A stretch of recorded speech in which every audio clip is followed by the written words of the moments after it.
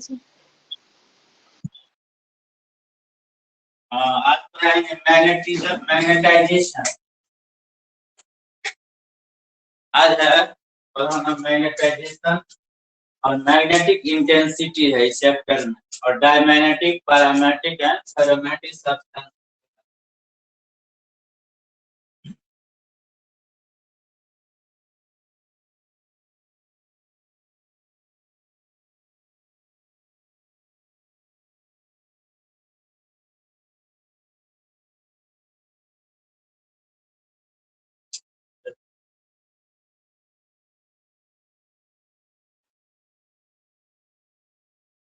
Magnetisation magnetization के बारे में देखते हैं। मैग्नेटाइजेशन किसको कहेंगे? तो देखो क्या होता है, किसी भी सब्सटेंस के अंदर जो भी एटम्स हैं,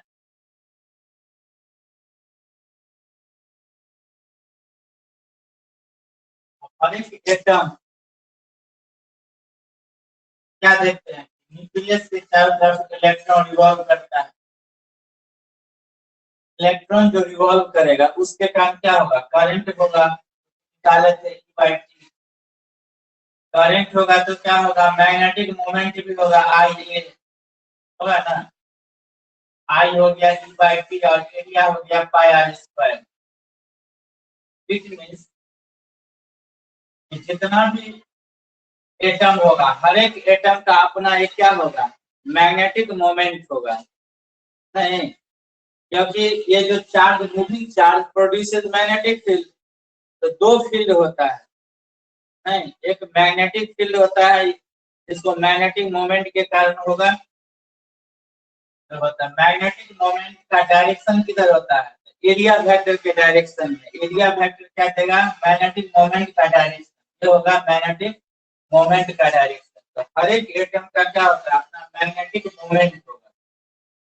मान लो इसका मैग्नेटिक मोमेंट m1 है, इसका m2 है, इसका m3 है, इसका m4 है। जितना एटम होगा, हर एक एटम के पास क्या होगा, मैग्नेटिक मोमेंट होगा। नहीं, जस्ट लाइक ए मैग्नेट हो गया। ये जो मैग्नेटिक मोमेंट होगा, जिसका डेंसिटी जितना ज्यादा होगा उसमें उतना ज्यादा मैग्नेटिक मोमेंट होगा। तो मैग्नेटिक मोमेंट डिपेंड ज्यादा होगा किसमें, जिसमें ज्यादा डेंसिटी होगा उसका मैग्नेटाइजेशन भी ज्यादा होगा। क्योंकि पर यूनिट वॉल्यूम में कितना नेट मैग्नेटिक मोमेंट कितना एग्जिस्ट कर रहा है, किसी भी सब्सटेंस के अंदर जो नेट मैग्नेटिक मोमेंट होगा per unit volume, that is called magnetization. समझिए? तो मैग्नेटाइजेशन क्या हो गया, तो नेट मैग्नेटिक मोमेंट। मैग्नेटाइजेशन क्या हो गया, net magnetic moment per unit volume of a sample. समझिए ना, मैग्नेटाइजेशन ऑफ ए सैंपल होगा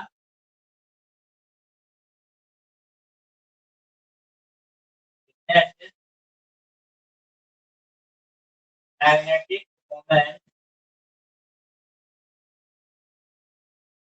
net magnetic moment per unit volume in a sample is called magnetization. Magnetization जो होगा वो होगा नेट मैग्नेटिक मोमेंट। ये क्या है, net magnetic moment per unit volume को क्या कहेंगे, मैग्नेटाइजेशन। समझिए?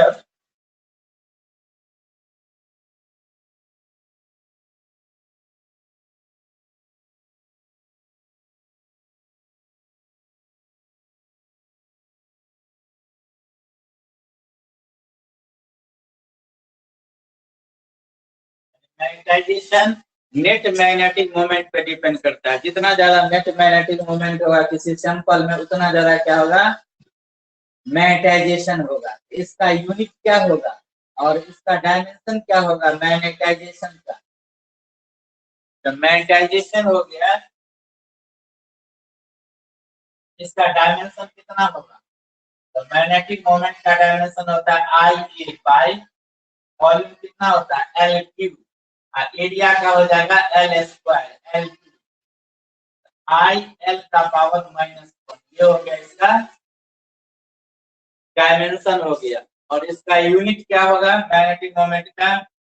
Ampere per metre. ऐसा ना मैग्नेटिक मोमेंट कितना हो गया? एम्पियर पर मीटर हो गया। इसका मैग्नेटाइजेशन का यूनिट होगा एम्पियर पर मीटर।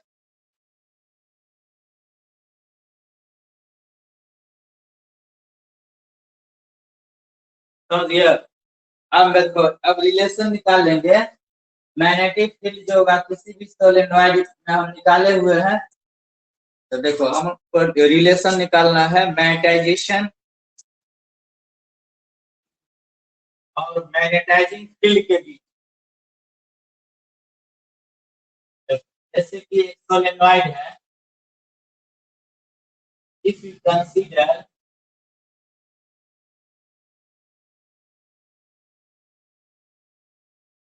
सोलेनोइड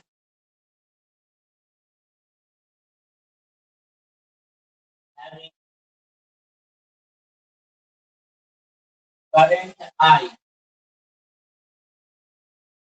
इसके पास क्या है? करंट आई है।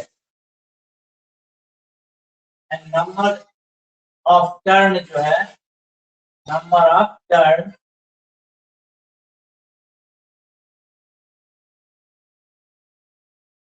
पर unit length, per unit length N है, स्मॉल एन। तो मैग्नेटिक जो फील्ड होता है उसके एक्सिस पे निकाल सकते हैं magnetic field on the axis of solenoid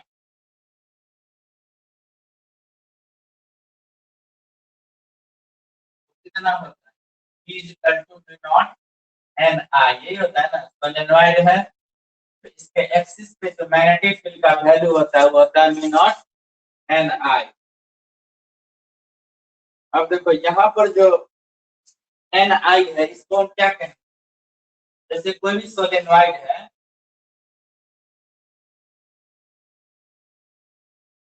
तो इससे जितना ज्यादा क्या होगा मैग्नेटिक फील्ड लाइन से पास करेगा। मैग्नेटिक फील्ड लाइन इधर से क्या magnetic field line,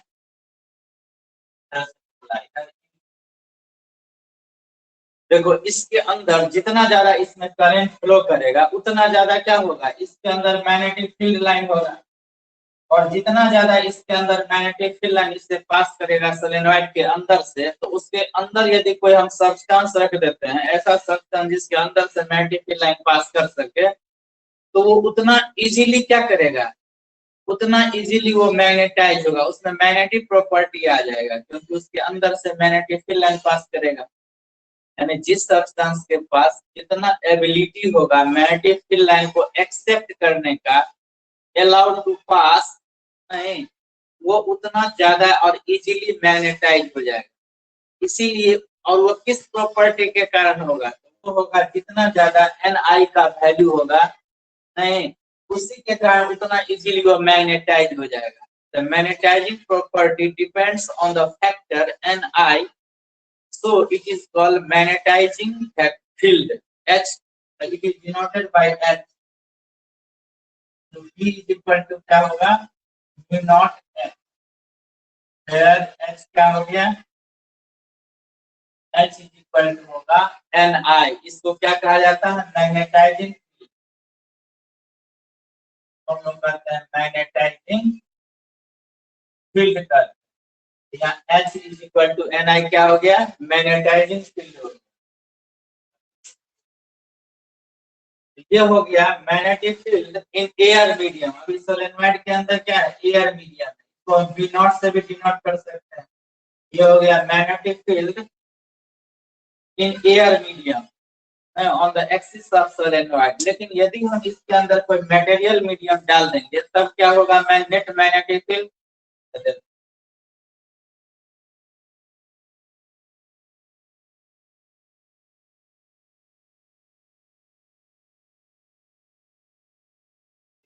if you place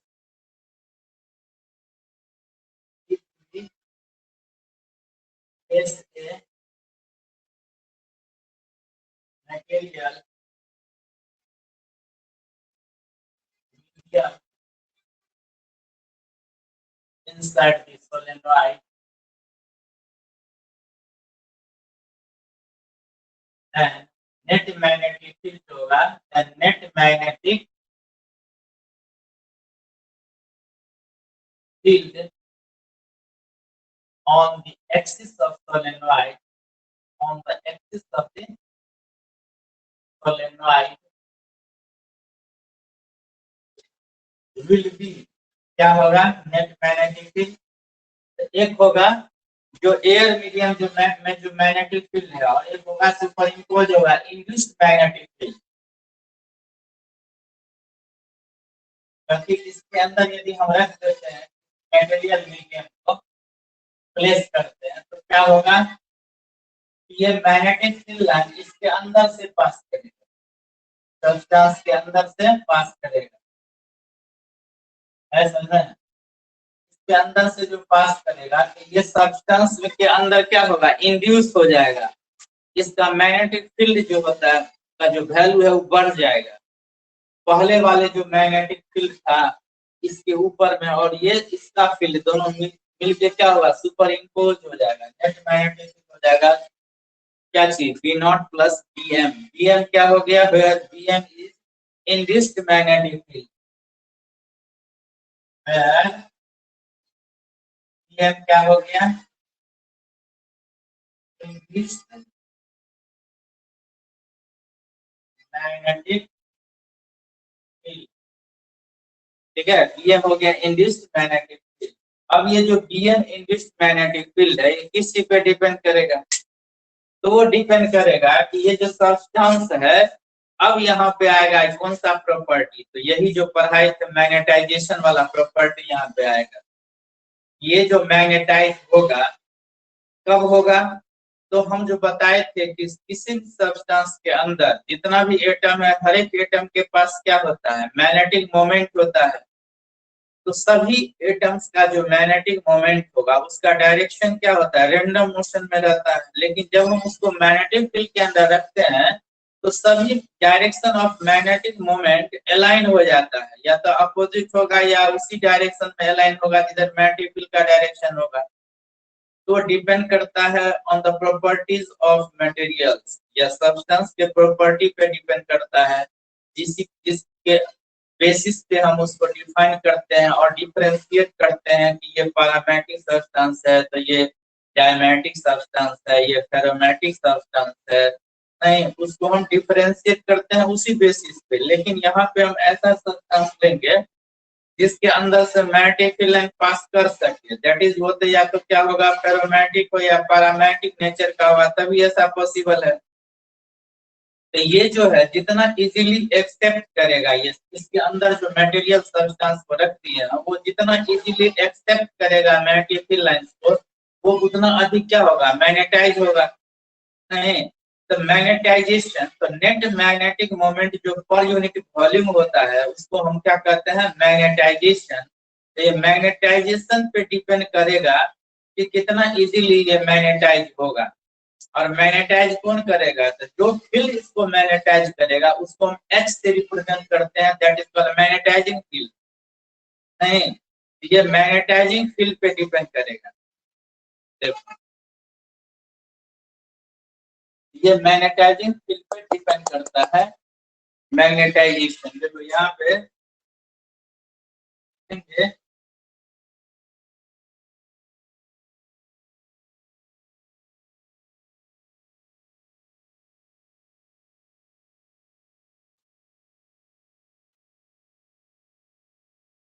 यहाँ जो बी एम होगा वो किसके इक्वल होगा, बी एम तो म्यू नॉट एम के बराबर होगा। इंड्यूस्ड मैग्नेटिक फील्ड जो होगा यहाँ लिखेंगे since induced magnetic field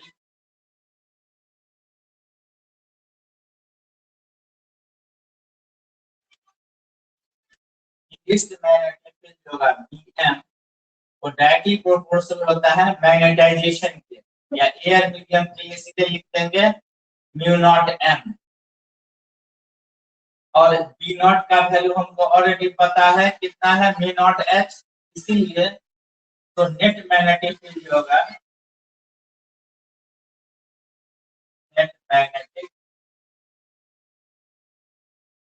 B is equal to क्या होगा, म्यू नॉट कॉमन आ जाएगा तो एच प्लस एम होगा, इसको हम मान लेते हैं इक्वेशन 1, एच प्लस एम को, एच क्या है the magnetizing field है और m क्या है the net magnetic moment per unit volume, that is for magnetization of this substance which is placed inside the solenoid. Now we see about the what is the relation between m and h.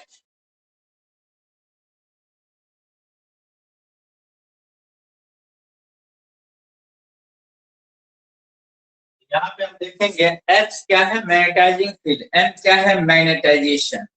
तो magnetisation जो होता है, magnetisation वो किस चीज पे depend करेगा, तो मैग्नेटाइजिंग फील्ड पे डिपेंड करेगा, नहीं, magnetization depends on this magnetizing field, जितना ज्यादा मैग्नेटाइजिंग फील्ड होगा, नहीं मैग्नेटाइजेशन क्या होगा उतना ज्यादा होगा, क्योंकि मैग्नेटाइजिंग फील्ड यदि ज्यादा रहेगा, स्ट्रेंथ उसका ज्यादा है मैग्नेटाइजिंग फील्ड का, तो जितना भी डायरेक्शन ऑफ मैग्नेटिक मोमेंट है उस सभी को अलाइन कर देगा, उतना ज्यादा से ज्यादा अलाइन कर देगा in the direction of field, magnetic moment के डायरेक्शन को अलाइन करेगा। तो इसीलिए magnetization depends on H, m directly proportional to h होगा, लिखेंगे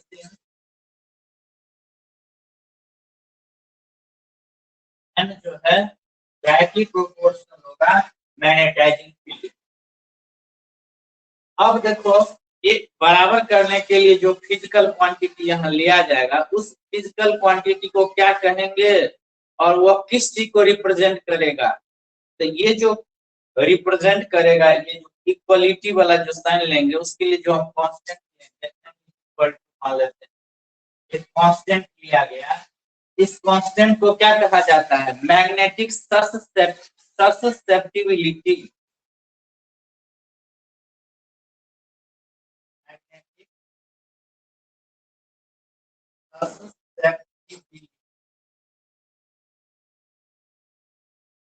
magnetic susceptibility means the ability of a substance to accept the magnetic field lines, that is called magnetic susceptibility. It is a physical quantity which represents, denotes, which represents how many number of field lines can pass through this substance. नहीं, तो ये हो गया magnetic susceptibility, या इस substance का कितना ability है रेसिस्ट करने का, मैग्नेटिक फील्ड लाइन को अपोज करने का, ये भी कह सकते हैं एक तरह का ये रेसिस्टेंस ऑफर करता है। द मैग्नेटिक ससेप्टिबिलिटी, यदि ज्यादा रेसिस्टेंस होगा इसके पास, मैग्नेटिक फील्ड लाइन को रोकने का एबिलिटी ज्यादा होगा, तो नंबर ऑफ फील्ड लाइन कम पास करेगा, तो मैग्नेटाइजेशन का वैल्यू भी घट जाएगा, मैग्नेटिक प्रॉपर्टी ये जल्दी गेन नहीं कर पाएगा, है कि नहीं।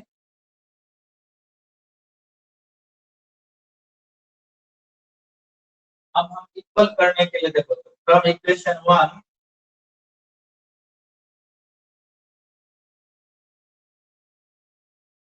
from equation 1 b is equal to mu naught h plus m, m की जगह क्या लिख देंगे chi m,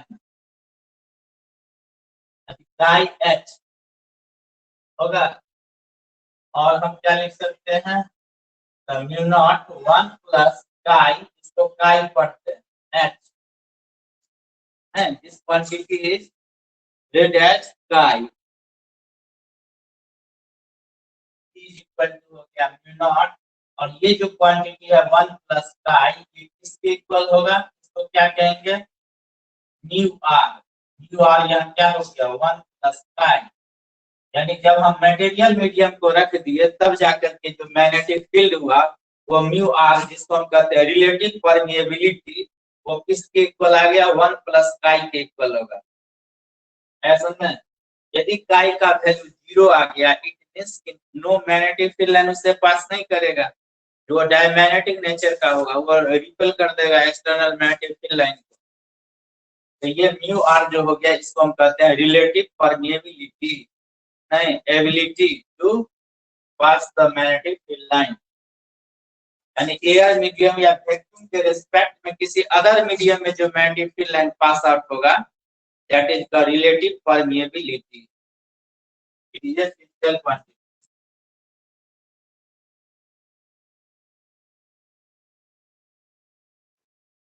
इससे ये क्लियर हो गया कि मटेरियल मीडियम रखने पे मैग्नेटिक फील्ड का वैल्यू बढ़ जाएगा। नहीं म्यू आर आगे ना मल्टीप्लिकेशन में यानी म्यू एच को म्यू आर टाइम्स बढ़ा दिया।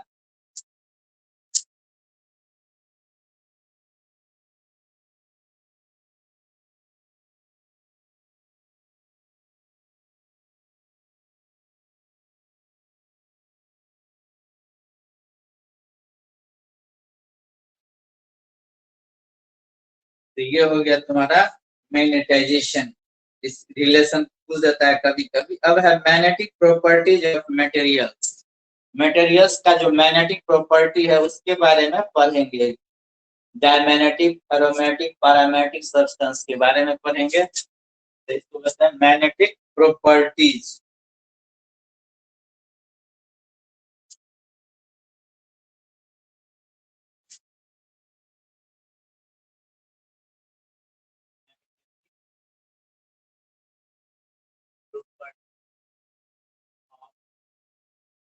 Material magnetic properties of materials पढ़ना। ओके मैग्नेटिक प्रॉपर्टी में कौन क्या सब पढ़ेंगे तो उसमें जैसे डायमैग्नेटिक प्रॉपर्टी पढ़ेंगे। डायमैग्नेटिक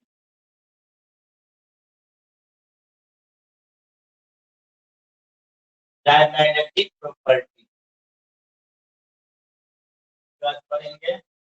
पैरामैग्नेटिक प्रॉपर्टी के बारे में पैरामैग्नेटिक प्रॉपर्टी में पढ़ेंगे। एरोमैग्नेटिक प्रॉपर्टी है। तुम लोगों को सिलेबस में सिर्फ ये 3 प्रॉपर्टीज के बारे में पढ़ना है। होता है बहुत सारा, ये तुम लोगों को पढ़ना है। ये मात्र ओनली 3 के बारे में पढ़ना है। Diamagnetic, paramagnetic and ferromagnetic properties.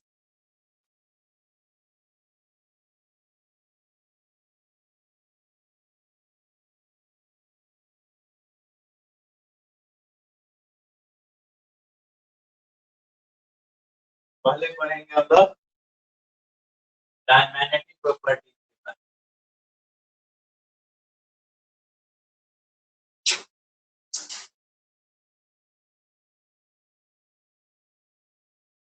Diamagnetic substance किसको करें?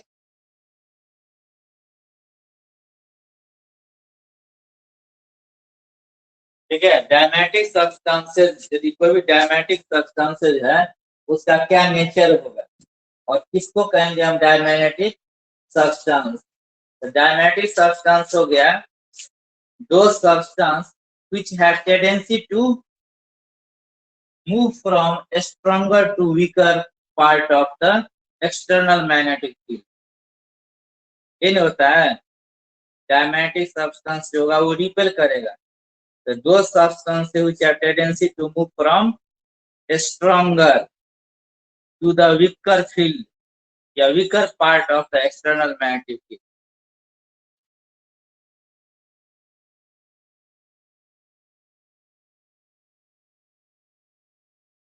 इसका एग्जांपल बताते हैं तो समझ में आएगा आसानी से। हम लोग के मैग्नेट पोल किसे कहते हैं? मैग्नेट। यहाँ पर मैग्नेटिक फील्ड क्या होगा? मैग्नेटिक फील्ड नॉर्थ से साउथ की तरफ जाता है। यहाँ पर मैग्नेटिक फील्ड क्या होगा? स्ट्रांग होगा। इसके बीच में जो मैग्नेटिक फील्ड होगा वो क्या होगा? स्ट्रांग होगा। और कोई डायमैग्नेटिक लिक्विड नहीं, कोई भी सब्सटेंस है जस्ट लाइक लिक्विड फेज में यदि हम इस तरह रख देते हैं पॉट में ले जाके, ये क्या है यहाँ रख दिए, ये स्ट्रॉन्गर फील्ड है, बीच में क्या है स्ट्रॉन्ग मैग्नेटिक फील्ड है, स्ट्रॉन्ग फील्ड है। जब ये इसको हम लिक्विड को इसके अंदर रखेंगे तो कहां से कहां मूव करेगा, स्ट्रॉन्गर टू वीकर पार्ट इधर चला जाएगा, ये लिक्विड इधर भागेगा मूव करेगा, ये स्ट्रॉन्गर टू वीकर फील्ड की तरफ जाएगा, इधर मैग्नेटिक फील्ड वीक है उधर चला जाएगा, यानी यहाँ से ये सीधे शिफ्ट कर जाएगा इधर दोनों साइड में। यहाँ पर लेयर जो होगा बहुत थिन लेयर होगा, नहीं के बराबर, सब इधर लेयर वीक होगा, जो लेयर है जितना लिक्विड है ये सब ऊपर भाग जाएगा, ये भी ऊपर चला जाएगा, तो ये हो गया थिक लेयर हो जाएगा, ऊपर थिक लेयर ऑफ लिक्विड, इधर थिक लेयर हो जाएगा और यहाँ पे थिन लेयर होगा बहुत, यानी सभी सब्सटेंस जो है लिक्विड वह स्ट्रॉन्गर फील्ड से वीकर फील्ड की तरफ चला जाएगा। तो इसीलिए डायमैग्नेटिक सब्सटेंस का टेंडेंसी क्या होता है, to move from stronger field to weaker part of the field. इधर क्या है बीच में स्ट्रॉन्गर फील्ड है और इधर है वीकर पार्ट। तो लिखो दो substances which have tendency to move, those substances have tendency to move from a stronger part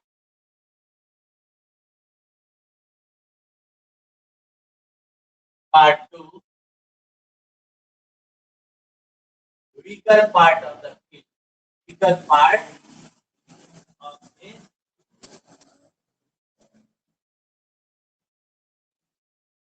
magnetic field, tendency to move from the stronger to the weaker part of the magnetic field, and ये external magnetic field हुआ, यहाँ जो magnetic field हुआ ना ये क्या होगा external magnetic, weaker part, stronger part to weaker part of the external magnetic field, यहाँ पे external of the external magnetic field हुआ ना, ये क्या हुआ external magnetic field is called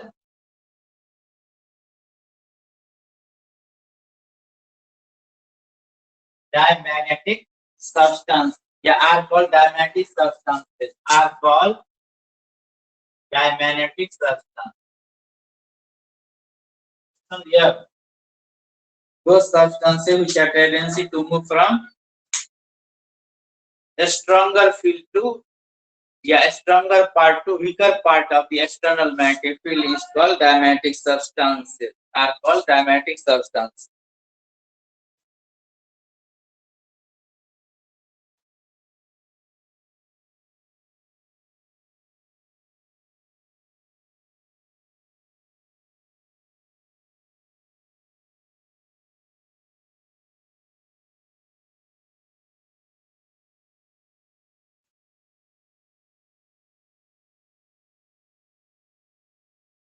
पानी आ गया।